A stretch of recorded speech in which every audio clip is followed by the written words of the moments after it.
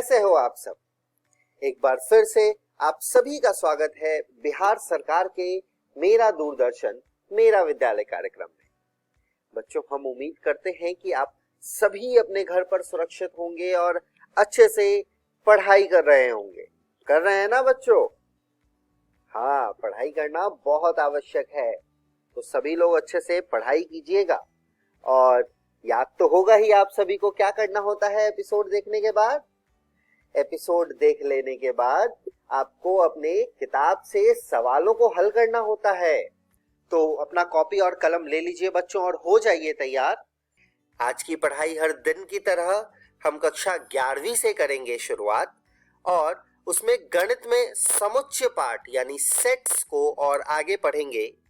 और उसके बाद हम बायोलॉजी में यानी कि जीव विज्ञान में जीव जगत का वर्गीकरण यानी क्लासिफिकेशन ऑफ लिविंग वर्ल्ड के बारे में पढ़ेंगे। इसके बाद हम कक्षा 12वीं की पढ़ाई शुरू करते हुए गणित में संबंध एवं फलन के बारे में आगे पढ़ेंगे, और बायोलॉजी में जीवों में जनन यानी रिप्रोडक्शन इन ऑर्गेनिजम्स के बारे में पढ़ेंगे। तो चलिए बच्चों, शुरू करते हैं आज के एपिसोड को।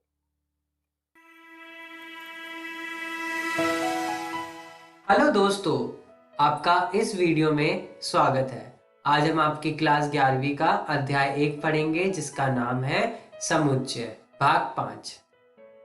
इस वीडियो में हम पढ़ेंगे विवृत अंतराल, समृत अंतराल और वैनारे। आइए जानते हैं विवृत और समृत अंतराल किसे कहते हैं। जैसा कि आप देख पा रहे हैं, विवृत अंतराल को हम खुला अंतराल और समृत अंतराल को हम बंद अंतराल के माध्यम से भी जानते हैं। विवृत खुला अंतराल को हम इस चित्र के माध्यम से जानते हैं। माना 5 और 7 एक अंतराल में है। यहाँ पे कहता है कि x जो है वो 5 से बड़ा है और 7 से छोटा है। अगर हम इसे समुच्चय निर्माण रूप में लिखेंगे तो हम कैसे लिखेंगे? x a से बड़ा है और b से छोटा है। आइए इसको संख्या रेखा के माध्यम से जानते हैं। यहाँ पे हमने 5 लिया और 7 लिया। 5 से 7 तक के मध्य आने वाली सभी संख्याएं इस अंतराल का भाग होंगी। ओके दोस्तों, जिसमें 5 व 7 के क्रमश शामिल नहीं किया जाएगा। अतः ए बी के बीच स्थित सभी बिंदु इस अंतराल में होते हैं, परंतु ए और बी स्वयं इस अंतराल में नहीं होते हैं। वह अंतराल जिसमें अतः बिंदु नहीं होते हैं उन्हें हम विवृत अंतराल के नाम से जानते हैं। आइए बात करते हैं समृत अंतराल की। समृत अंतराल को उदाहरण के माध्यम से जानते हैं, जहां पे कह रहा है कि ए बी सदस्य हैं एक प्राकृतिक संख्या का, और ए समृत अंतराल को हम इस चित्र के माध्यम से दर्शाते हैं। अगर ये समुच्चय निर्माण रूप में लिखना पड़े तो हम कैसे लिखते हैं? x कॉलन का प्रयोग करेंगे, जहां x बता रहा है कि वो a से बड़ा है और उसके बराबर है, और b उससे छोटा है और उसके बराबर है। आइए पहले वाले उदाहरण से समझते हैं। पहले वाले में हमारे जो अंतराल में संख्या थी वो थी 5 और 7। अगर हम 5 और 7 को संख्या रेखा पे दर्शाएं तो हम 5 और 7 के मध्य आने वाली जितनी भी संख्या है सब इस अंतराल में होंगी, और a और b यानी 5 और 7 जिसमें अंत्य बिंदु भी होते हैं उसे हम समृत बंद अंतराल भी कहते हैं। आइए और उदाहरण के माध्यम से जानते हैं। यहाँ पर a और b दिया हुआ है, को a और b देखते ही पता चल रहा है कि ये विवृत अंतराल है। आइए इसको देखते हैं। अगर हमें संख्या रेखा पे दर्शाना पड़े तो हम कैसे दर्शाएंगे? यहाँ पे a है और यहाँ पर b है। यहाँ पर खाली गोला हमें विवृत अंतराल को दर्शा रहा है, यानी a हमारा विवृत अंतराल है, b भी हमारा विवृत अंतराल को प्रदर्शित कर रहा है और दर्शा रहा है। आइए दूसरा उदाहरण देखते हैं। यहाँ पर a, b एक अंतराल में है। यहाँ पर a जो है समवृत्त अंतराल को प्रदर्शित कर रहा है और b विवृत्त अंतराल को प्रदर्शित कर रहा है। आइए देखते हैं इसको संख्या रेखा पर दर्शाएंगे तो कैसे दिखेगा। यहाँ पर a ये रहा और b ये रहा। यहाँ पे भरा गोला हमें समवृत्त अंतराल को दर्शा रहा है और b हमारा विवृत्त अंतराल को दर्शा रहा है। तीसरा a, b दोनों ही a और b समवृत्त अंतराल को दर्शा रहे हैं। a हमारा भरा गोला समवृत्त अंतराल को दर्शा रहा है और b भी हमारा भरा गोला समवृत्त अंतराल को दर्शा रहा है। यहाँ पर a, b हमें a जो है विवृत्त अंतराल को दर्शा रहा है और b हमारा समवृत्त अंतराल को दर्शा रहा है। जब हमने इसे संख्या रेखा पे प्रदर्शित किया तो a हमारा खाली गोला जो कि विवृत्त अंतराल को दर्शा रहा है और b हमारा भरा गोला जो कि समवृत्त अंतराल को दर्शा रहा है। आइए जानते हैं गणित में अंतराल।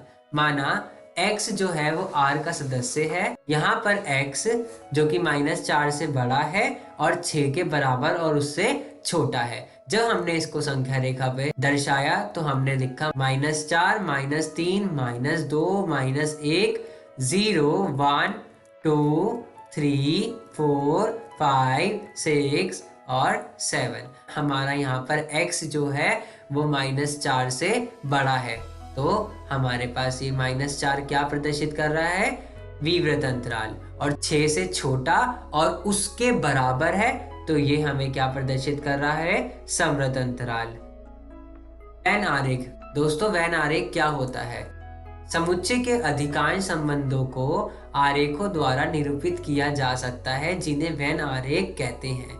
इन आरेखों में आयत और बंद वक्र सामान्यत वृत्त होते हैं। किसी सार्वत्रिक समुच्चय को प्राय एक आयत द्वारा और उसके उप समुच्चयों को वृत्त द्वारा प्रदर्शित करते हैं।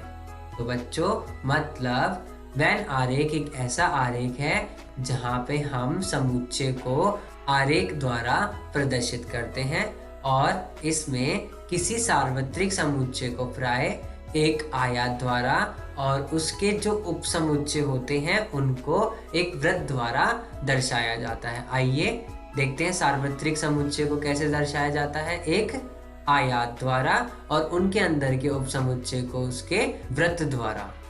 ठीक है दोस्तों, आइए उदाहरण के माध्यम से समझते हैं।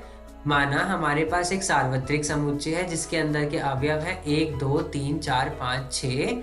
एक समुच्चय है A जिसके अवयव है 2, 4, 6 और एक है B समुच्चय जिसके अवयव है 1, 3, 5।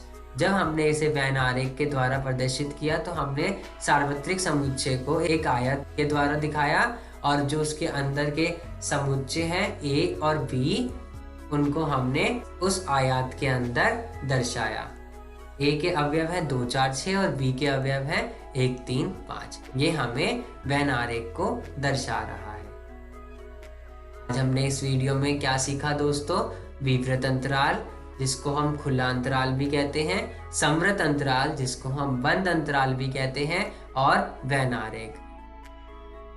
अगर आपको और विस्तार में जानना है तो आप अपनी एनसीईआरटी की कक्षा 11वीं की बुक का भी प्रयोग कर सकते हैं। धन्यवाद दोस्तों।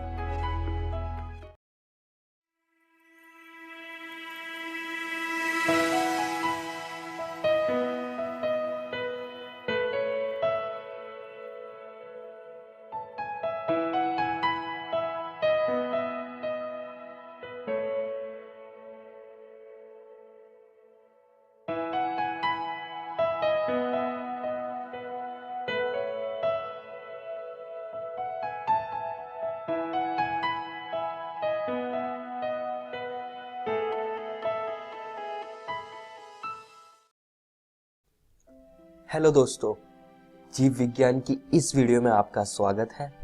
आज भी हम जीव जगत का वर्गीकरण अध्याय को जारी रखेंगे। पिछली वीडियो में हमने प्रोटिस्टा जगत के बारे में पढ़ा था और इस वीडियो में हम कवक जगत और कवक का वर्गीकरण समझेंगे। चलिए शुरू करते हैं। कवक जगत। दोस्तों कवक जगत को हम फंजाई भी कहते हैं। आइए इनकी कुछ विशेषताओं पर चर्चा करते हैं। कवक विश्वव्यापी यानी कि कॉस्मोपॉलिटियन है, जिसका अर्थ है कि ये हर जगह पाए जाते हैं। ये हवा, जल, मिट्टी में तथा जंतु एवं पौधे पर पाए जाते हैं। जैसे कि ये ब्रेड, अगर आप ब्रेड को कुछ दिन के लिए खुला नमी वाले स्थान पर छोड़ दें तो ब्रेड कुछ ऐसे दिखने लग जाती है। यह कवक की वजह से होता है और ये फलों के ऊपर भी उग जाते हैं। कवक यूकैरियोटिक बहुकोशिकीय होते हैं, लेकिन यीस्ट जो कि कवक जगत का एक सदस्य है वह एक कोशिकीय है। यह यीस्ट का माइक्रोस्कोपिक इमेज है। तो आप देख सकते हैं कि यीस्ट कुछ इस प्रकार का दिखता है और यह बात आपको ध्यान में रखनी है कि वह एक लौता फंजाई का ऐसा सदस्य है जो कि एक कोशिकीय है। आइए दोस्तों, अब कवक की शरीर की संरचना को समझते हैं। जरा यहाँ पर देखिए, यह एक मशरूम है जो कि कवक जगत का एक सदस्य है। कवक तंतुमयी होते हैं। यह पतली लंबी धागे की तरह संरचनाएं होती हैं जिन्हें हम कवक तंतु यानी कि हाइफा कहते हैं। बहुत सारे हाइफा आपस में मिलकर माइसीलियम बनाते हैं। अब दोस्तों, कवक तंतु भी दो प्रकार के होते हैं। पहला है संकोष्ठी कवक तंतु और दूसरा है पटीय कवक तंतु। अब दोस्तों आइए इनके बारे में जानते हैं। जो दोस्तों संकोष्ठी कवक तंतु होता है, यह बटे नहीं होते यानी कि इसमें सेप्टेट नहीं होता है और यह कॉन्टिन्यूअस ट्यूब्स होती हैं और इनमें बहुकेंद्रीकृत कोशिका द्रव्य होता है। और दूसरी तरफ जो पटीय कवक तंतु होता है उनमें सेप्टेट पाए जाते हैं। तो जिसका मतलब है कि यह कॉन्टिन्यूअस ट्यूब्स नहीं होते हैं, यह विभाजित होते हैं और इनके सेप्टेट में छिद्र होते हैं जिससे कि इनका कोशिका द्रव्य संपर्क में रहता है। और दोस्तों आपको एक और बात फंजाई यानी कि कवक के बारे में याद रखनी है कि इनकी कोशिका भित्ति काइटिन तथा पॉलीसैकेराइड से बनी होती है। आइए दोस्तों अब आगे बढ़ते हैं और कवक जगत की कुछ और महत्वपूर्ण बातों पर चर्चा करते हैं। दोस्तों अधिकांश फंजाई परपोषी होते हैं, जैसे कि ये मृत जीवी यानी कि सैप्रोफाइट्स होते हैं, जिसका सरल भाषा में अर्थ है ये मृत जीवों पर रहते हैं।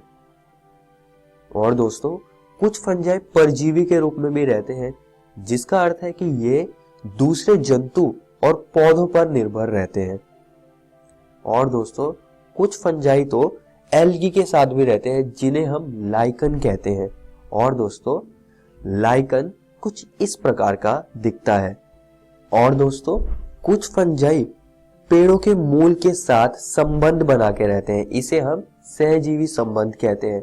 जैसा कि आप यहाँ देख सकते हैं कि यह फंजाई का बीजाणु है जो कि किसी एक पेड़ की मूल के साथ रहता है। आइए अब आगे बढ़ते हैं और फंजाई में जनन को समझते हैं। फंजाई कायिक विधि यानी कि वेजिटेटिव मीन्स खंडन यानी कि फ्रैगमेंटेशन, विखंडन यानी कि फिशन, मुकुलन यानी कि बडिंग के द्वारा जनन करते हैं। इनमें अलैंगिक जनन बीजाणु से होता है जिसे कोनिडिया अथवा धानी बीजाणु जिसे हम स्पोरेंजियोस्पोर्स कहते हैं अथवा चल बीजाणु जिसे हम जूस्पोर्स कहते हैं, उनके द्वारा होता है। और दोस्तों इनमें लैंगिक जनन निषिक्तांड यानी कि ऊस्पोर्स, एस्कस बीजाणु यानी कि एस्कोस्पोर और बेसिडियम बीजाणु यानी कि बेसिडियोस्पोर्स से होता है। आइए दोस्तों फंजाई में लैंगिक जनन को थोड़ा विस्तार से समझते हैं। सबसे पहले दो युग्मक जो कि चल अथवा अचल हो सकते हैं, उनके प्रोटोप्लाज्म का संलयन होता है जिसे हम प्लाज्मोगेमी कहते हैं। कुछ फंजाई में एक मध्यवर्ती द्विकेंद्रिकी अवस्था बनती है, जिसका अर्थ है कि इसमें एक कोशिका के अंदर दो केंद्रक होते हैं। इस कंडीशन को हम केंद्रक युग्म यानी कि डायकैरियन कहते हैं और इस फेज को हम द्विकेंद्रक प्रावस्था यानी कि डायकैरियोफेज कहते हैं। बाद में केंद्र संलयन होता है जिसके बाद द्विगुणित कोशिका बनती है। इस द्विगुणित कोशिका में मियोसिस के बाद अगुणित बीजाणु का उत्पादन होता है जो कि बाद में माइसीलियम का निर्माण करता है। तो कुछ इस तरह से फंजाई में लैंगिक जनन के स्टेप्स होते हैं। आइए अब आगे बढ़ते हैं और कवक का वर्गीकरण समझते हैं। ये कवक जाल के आकार की, बीजाणु बनने तथा फलनकाय होने के आधार पर विभाजित किए गए हैं। तो जो सबसे पहला समूह इसका आता है उसको हम कहते हैं फाइकोमाइसिटीज। अब इसको जानते हैं। जरा यहां पर देखिए दोस्तों, यह राइजोपस यानी कि ब्रेड माउल्ड है। यह फाइकोमाइसिटीज का सदस्य है और यह ब्रेड पर उगता है, जिसके बारे में हम वीडियो की शुरुआत में बात कर चुके हैं। अब हम फाइकोमाइसिटीज के कुछ विशेषताओं को जानेंगे। ये जलीय आवासों, गली सड़ी लकड़ी, नम सलीन स्थान अथवा पौधों पर अविकल्पी परजीवी के रूप में पाए जाते हैं। इनका कवक जाल अपटीय तथा बहुकेंद्रिक होता है। ये अलैंगिक जनन चल बीजाणु यानी कि जूस्पोर्स तथा अचल बीजाणु यानी कि एप्लानोस्पोर्स के द्वारा करते हैं। ये बीजाणुधारी यानी कि स्पोरेंजियम से उत्पन्न होते हैं। आइए फाइकोमाइसिटीज के कुछ और उदाहरणों को जान लेते हैं। पहला है म्यूकर, जो कि कुछ इस प्रकार का दिखता है, और दूसरा है एल्ब्यूगो। आइए अब कवक जगत के अगले समूह एस्कोमाइसिटीज को समझते हैं। इन्हें थैली फंजाई यानी कि सैक फंजाई भी कहते हैं। इनका कवक जाल शाखित तथा पटीय होता है। इनमें एक कोशिकी यानी कि यीस्ट और बहुकोशिकी पेनिसिलियम आते हैं और पेनिसिलियम का चित्र आप यहां पर देख सकते हैं।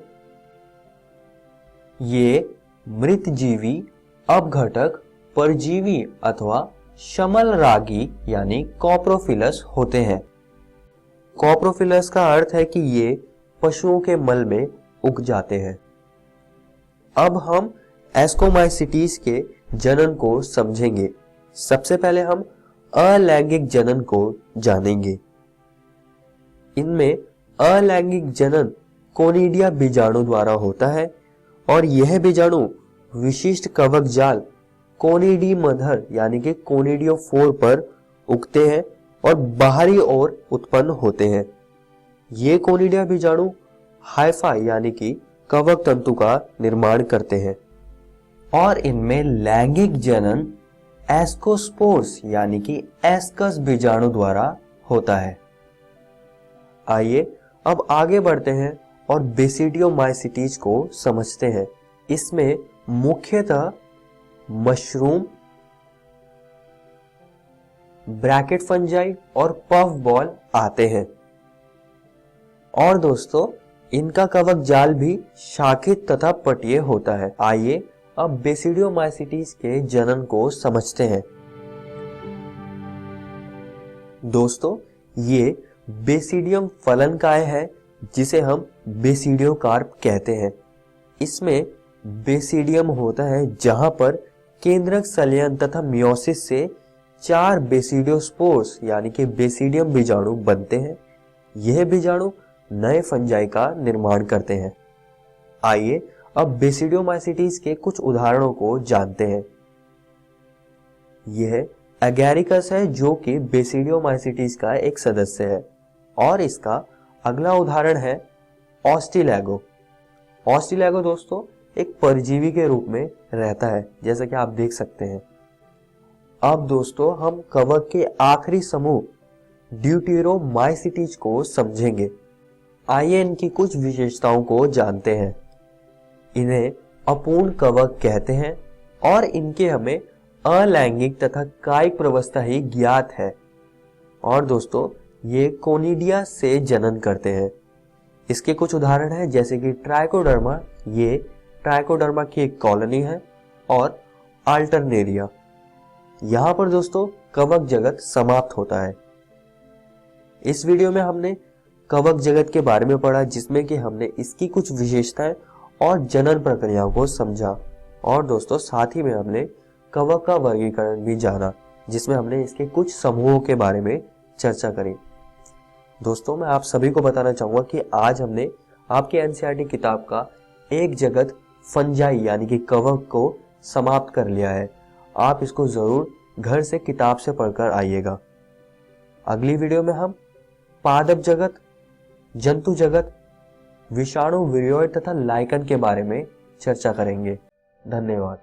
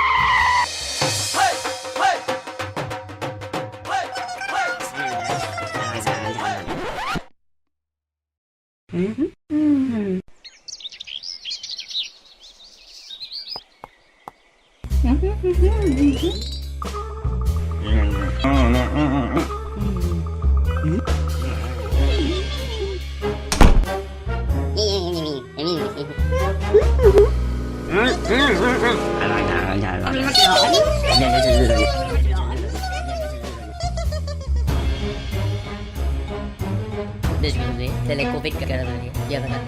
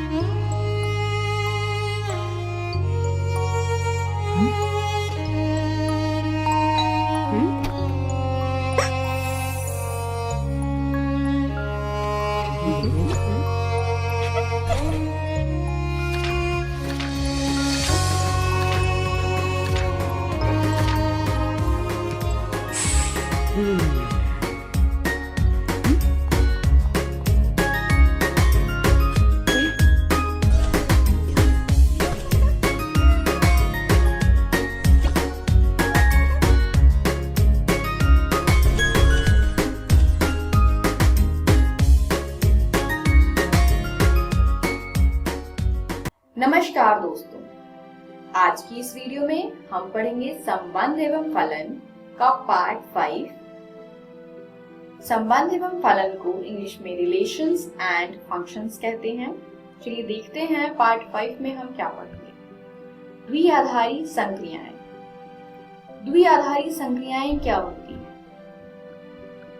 वे संक्रियाएं जहां पर दो चीजों पर यानी दो अवयव पर अगर संक्रिया लगाया जाए तो वह दोनों मिलकर के एक तीसरा अवयव हमें देते हैं। जैसे कि जोड़ में हम क्या करते हैं, दो संख्याओं को लेते हैं और अगर हम उसमें जोड़ संक्रिया का प्रयोग करें तो जोड़ने के बाद एक तीसरी संख्या हमें प्राप्त होती है। तो इसको कहते हैं द्विआधारी संक्रियाएं, जहां पर दो अवयव को मिला करके उस पे संक्रिया लगा करके अगर हम कुछ तीसरा प्राप्त कर पाए।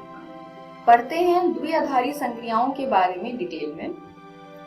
किसी समुच्चय A में एक द्विआधारी संक्रिया स्टार, एक फलन स्टार जहां A क्रॉस A से A पर परिभाषित है, हम स्टार ब्रैकेट में A, B को A स्टार B द्वारा निरूपित करते हैं। तो ये है परिभाषा द्विआधारी संक्रियाओं का। चलिए जानते हैं इसका अर्थ क्या है। सबसे इम्पोर्टेंट चीज इसके बारे में, द्विआधारी संक्रिया हमेशा किसी समुच्चय पर परिभाषित होगी, जैसे कि यहाँ पर A समुच्चय पर परिभाषित है।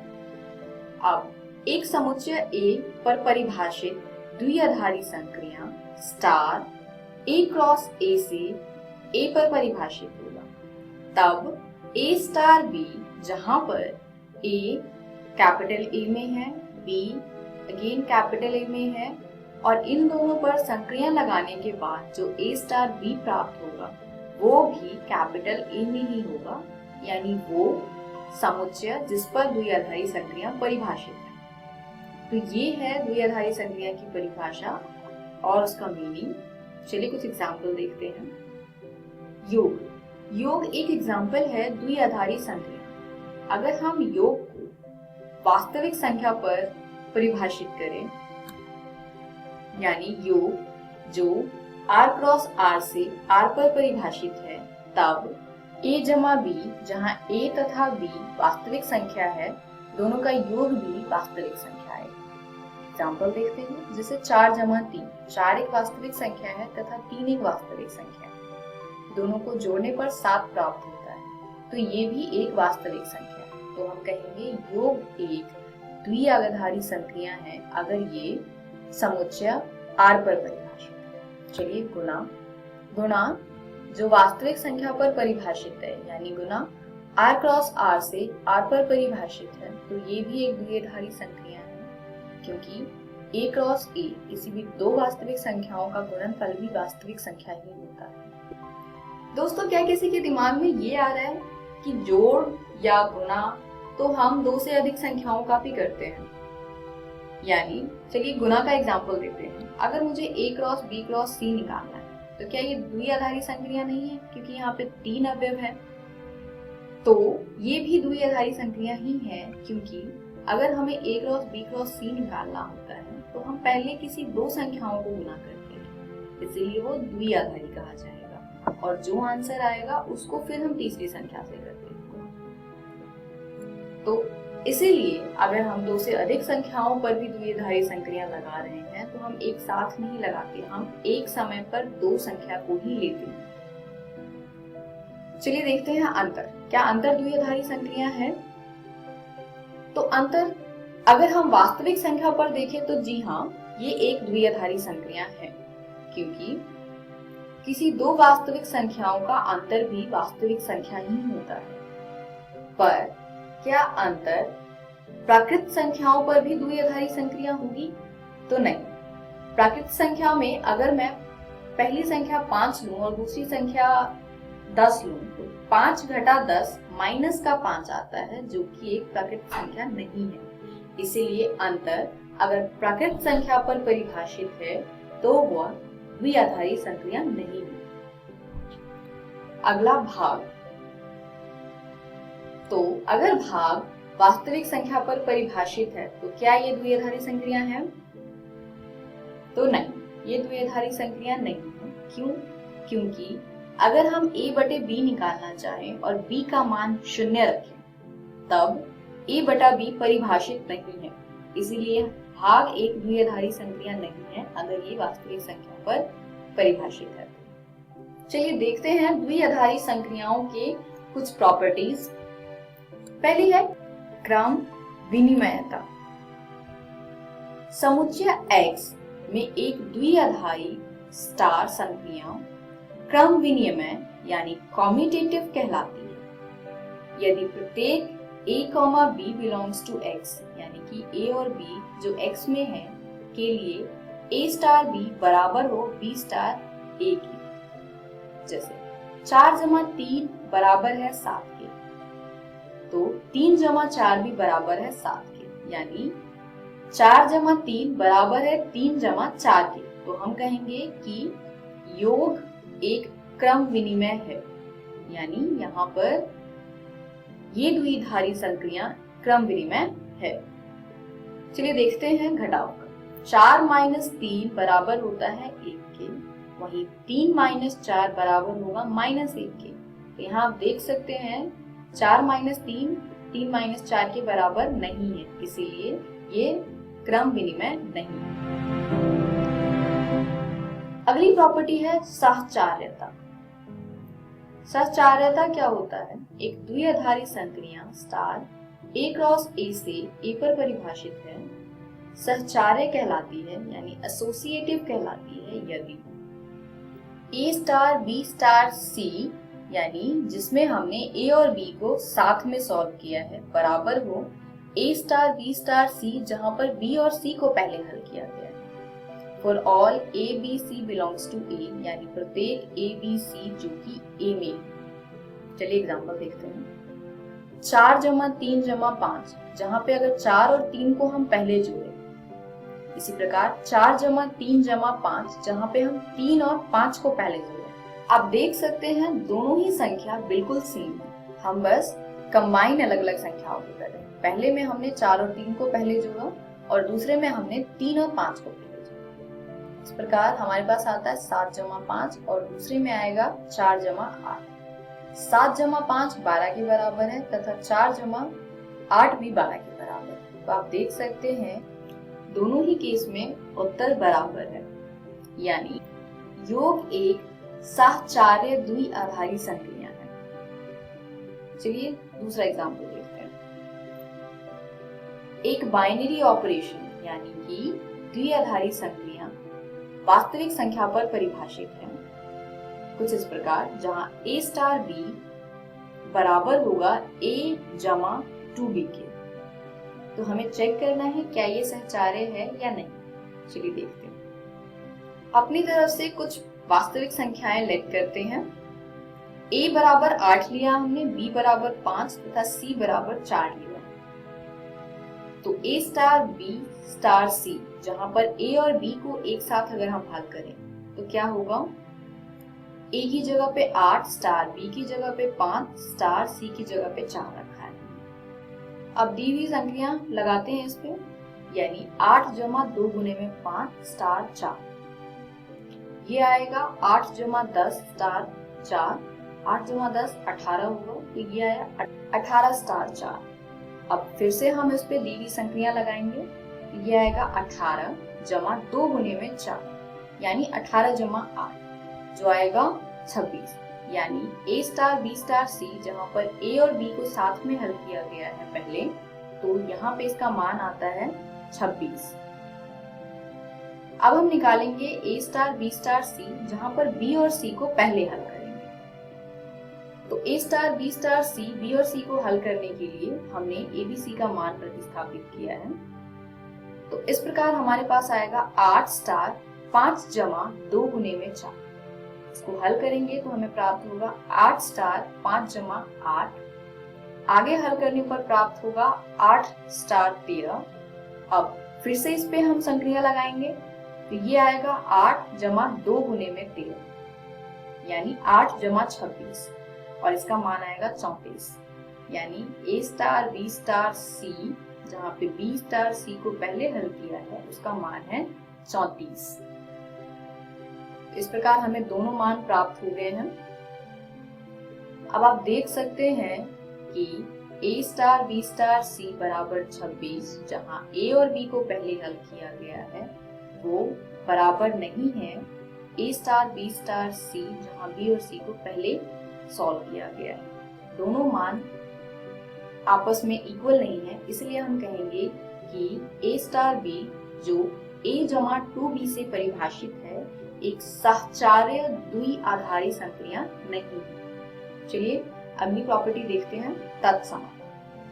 किसी प्रदत्त द्विआधारी संक्रिया स्टार A क्रॉस A से A पर परिभाषित के लिए एक अवयव E बिलोंग्स टू A, यानी एक अवयव E है जो A में बिलोंग करता है, यदि इसका अस्तित्व है, तत्समक आइडेंटिटी कहलाता है। यदि A स्टार E बराबर हो A के, जो बराबर है E star A for all A belongs to A। यानी कैपिटल A में एक ऐसा अवयव E है जिसके लिए A स्टार E बराबर A के आ जाएगा तथा E स्टार A भी A के बराबर आएगा। एग्जाम्पल लेते हैं एक जमा 0। अगर मैं प्राकृत संख्या की बात करूं और योग हम द्विआधारी संक्रिया को ले तो 1 जमा 0 बराबर आता है 1 के। इसी प्रकार 0 जमा 1 भी बराबर आता है 1 के। तो आप देख सकते हैं यहाँ पर 0 को अगर हमने ऐड किया है 1 में तो आंसर 1 ही आया। और अगर हम ऐड की बात करें तो किसी भी संख्या में अगर आप 0 को जोड़े तो आंसर वो संख्या खुद से आ जाता है। यानी 0 जो है वो तत्समक है योग संक्रिया का। चलिए अगला देखते हैं व्युत्क्रमणीय। A में तत्समक अवयव E वाले एक प्रदत्त द्विआधारी संक्रिया स्टार A क्रॉस A से A पर परिभाषित के लिए किसी अवयव A बिलोंग्स टू A को संक्रिया स्टार के संदर्भ में व्युत्क्रमणीय कहते हैं यदि A में एक ऐसे अवयव B का अस्तित्व है कि A स्टार B बराबर E बराबर B स्टार A हो तो B को A का प्रतिलोम कहते हैं, जिसे प्रतीक A इनवर्स यानी कि A की पावर -1 द्वारा निरूपित करते हैं। यहाँ पर A स्टार B बराबर आ जाए E यानी तत्समक के तथा B स्टार A बराबर आ जाए E यानी तत्समक के। A इनवर्स यानी A का प्रतिलोम B के बराबर होता है। जैसे अगर हम योग की बात करें तो 3 का प्रतिलोम -3 होगा और अगर हम गुणा की बात करें तो 3 का प्रतिलोम 1/3 होगा।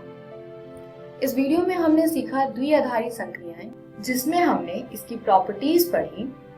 क्रम विनिमयता यानी कम्यूटेटिविटी, सहचार्यता यानी एसोसिएटिविटी, तत्समक यानी आइडेंटिटी, व्युत्क्रमणीय यानी इनवर्स।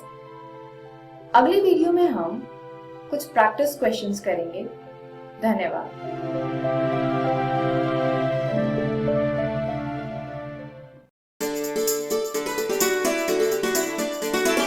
डर से नहीं तैयारी से आगे कदम बढ़ाना है।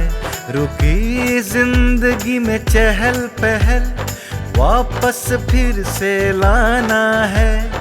धोकर हाथ पहन कर मास्क सुरक्षित जीवन चलाना है। सुरक्षित जीवन चलाना है। डर कर नहीं तैयारी से आगे कदम बढ़ाना है। डर कर नहीं तैयारी से आगे कदम बढ़ाना है। रखेंगे 2 गज की दूरी, सबको पौष्टिक आहार खिलाएंगे, बच्चों और बूढ़ों का करेंगे ख्याल। रोगी नहीं रोग से लड़ कोरोना को हराएंगे। स्वास्थ्य केंद्र फिर से खुल गए जिनका लाभ उठाना है। रुकी जिंदगी में चहल पहल वापस फिर से लाना है।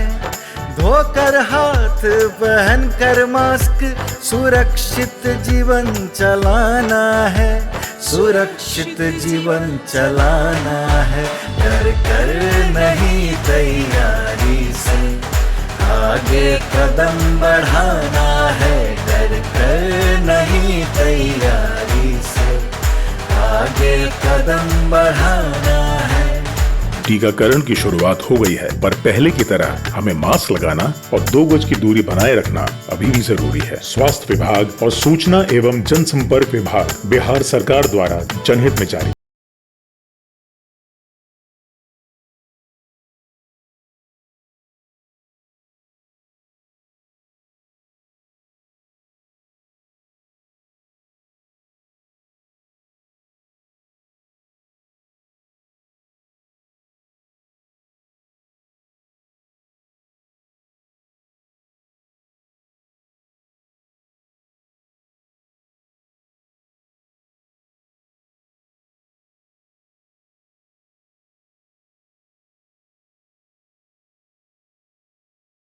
हेलो दोस्तों, जीव विज्ञान की इस वीडियो में आपका स्वागत है। आज भी हम आपके अध्याय मानव जनन को जारी रखेंगे। पिछली वीडियो में हमने निषेचन और अंतरोपण के बारे में पढ़ा था। इस वीडियो में हम भ्रूणीय परिवर्धन, प्रसव और दुग्ध स्रवण को समझेंगे। तो चलिए शुरू करते हैं। अब दोस्तों, इससे पिछली वीडियो में हमने इस कोरक पुट्टी यानी कि ब्लास्टोसिस्ट के बारे में पढ़ा था। यहाँ पर अंतर कोशिका समूह यानी कि इनर सेल मास होता है, जो कि पोष कोरक की कोशिकाओं से घिरा होता है। अंतरोपण के बाद ये अंतर कोशिका समूह 3 परतों में विभेदित हो जाता है, जो कि है बाह्य त्वचा, अंतस्त्वचा और इन दोनों के बीच की परत मध्य जनस्तर। आइए अब भ्रूणीय परिवर्धन को थोड़ा और अच्छे से समझ लेते हैं। यहाँ पर कोरक पुट्टी गर्भाशय की दीवार से चिपका हुआ है और यहाँ तक हमने इससे पिछली वीडियो में पढ़ लिया था। अभी दोस्तों, इस समय ऋतुस्राव भी हो सकता है, लेकिन वो होता नहीं है क्योंकि ये कोरक पुट्टी ल्यूटिनाइजिंग हार्मोन जैसा एक हार्मोन HCG उत्पन्न करने लगती है। HCG यानी कि मानव जरायु गोनाडोट्रोपिन। दोस्तों, इस हार्मोन की वजह से हाइपोथैलेमस, पिट्यूटरी और ओवेरियन हार्मोन का संपर्क टूट जाता है और ये HCG सीधा पित्त पिंड यानी कि कॉर्पस लूटियम से संपर्क करती है, ताकि पित्त पिंड लगातार एस्ट्रोजन और प्रोजेस्टेरोन को उत्पन्न करता रहे। जब प्रोजेस्टेरोन ज्यादा मात्रा में होगा तो ऋतुस्राव नहीं होगा। और एक और बात मैं आप सभी को बताना चाहता हूं कि ये कोरक पुट्टी यहाँ पर गर्भाशय के हार्मोन को नियंत्रित कर रही है, जिससे कि एक संरचना बनती है जिसे हम प्लेसेंटा यानी कि अपरा कहते हैं। अब इसको समझते हैं। यह परिवर्धनशील भ्रूण और मातृ कोशिका के बीच एक संरचनात्मक एवं क्रियात्मक इकाई है। यह भ्रूण को ऑक्सीजन और पोषक तत्वों की आपूर्ति और भ्रूण द्वारा उत्पादित कार्बन डाइऑक्साइड और अपशिष्ट पदार्थों को हटाने की सुविधा प्रदान करता है। अब दोस्तों, अपरा के बनने के बाद ये भ्रूणीय स्टेज में चला जाता है, जहां पर ब्लास्टोसिस्ट विभेदित होकर भ्रूण में बदल जाता है, जो कि एमनियोटिक सैक में होता है और अपरा से जुड़ा होता है। 8 हफ्ते बाद हम इसको फीटस कहते हैं। तो ये चीज आप सभी को याद रखनी है। अब दोस्तों, इस भ्रूण से एस्ट्रोजन और प्रोजेस्टेरोन उत्पन्न हो रहा है।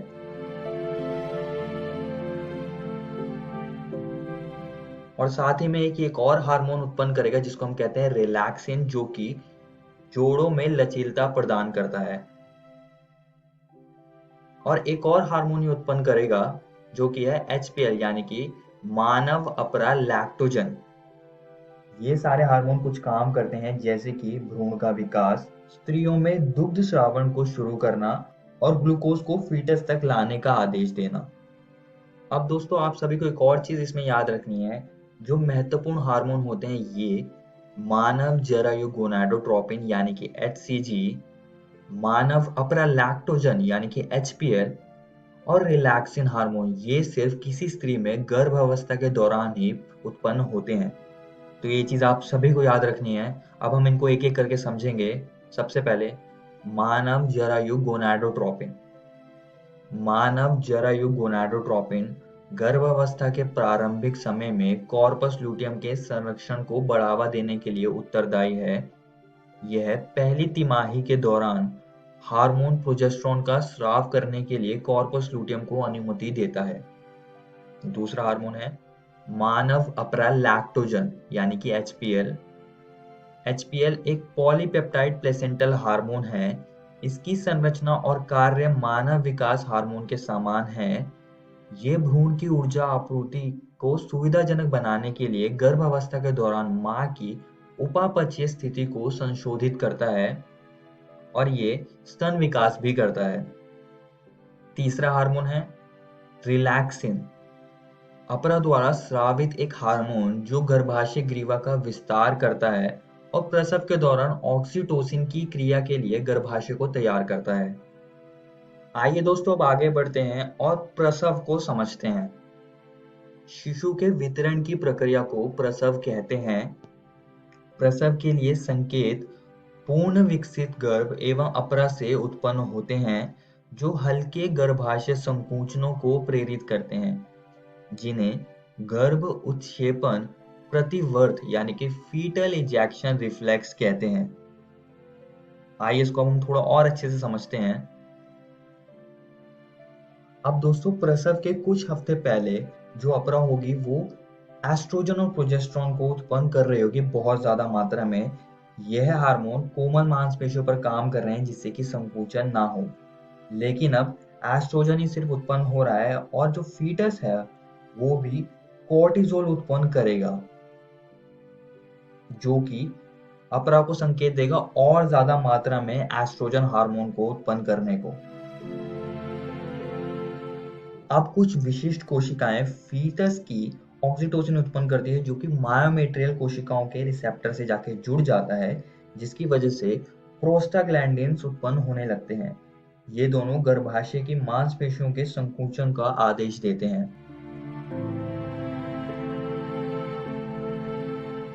धीरे धीरे संकुचन की वजह से लेबर शुरू होगा।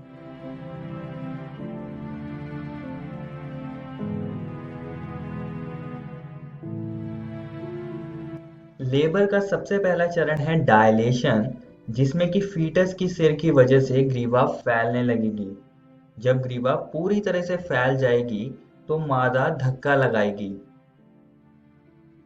और एक्सपल्शन चरण में शिशु बाहर आ जाएगा। डिलीवरी के 30 मिनट के अंदर ही अपरा भी बाहर आ जाएगा, जिसको हम प्लेसेंटल चरण कहते हैं। आइए दोस्तों अब आगे बढ़ते हैं और दुग्ध स्रवण यानी कि लैक्टेशन को समझते हैं। स्त्री की स्तन ग्रंथियों में सगर्भता के दौरान कई प्रकार के बदलाव आते हैं और सगर्भता के अंत तक इनसे दूध उत्पन्न होने लगता है। इस प्रक्रिया को दुग्ध स्रवण कहते हैं। दुग्ध स्रवण के आरंभिक कुछ दिनों तक जो दूध निकलता है उसे प्रथम स्तनीय या खीस यानी कि कोलोस्ट्रम कहते हैं। तो ये चीज आप सभी को याद रखनी है। यहाँ पर दोस्तों आपका अध्याय मानव जनन खत्म होता है। इस वीडियो में हमने भ्रूणीय परिवर्धन को समझा, हमने प्रसव को जाना और साथ ही में हमने दुग्ध स्रवण की भी चर्चा करी। और दोस्तों मैं आप सभी को एक और बात बताना चाहता हूँ कि आज हमने आपकी एनसीईआरटी किताब के ये टॉपिक्स को खत्म कर लिया है। आप इनको जरूर घर से किताब से पढ़कर आइएगा। अगली वीडियो में हम इस अध्याय से संबंधित कुछ प्रैक्टिस क्वेश्चंस को समझेंगे। धन्यवाद।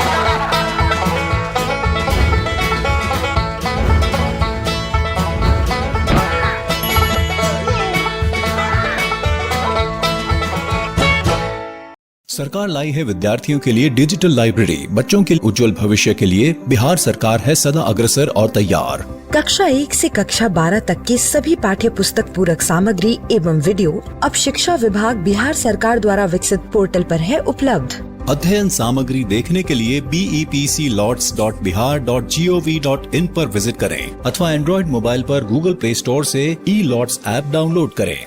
शिक्षकों, अभिभावकों एवं बच्चों से अनुरोध है कि इस ई लाइब्रेरी का अधिक से अधिक लाभ उठाएं और अपनी पढ़ाई जारी रखें।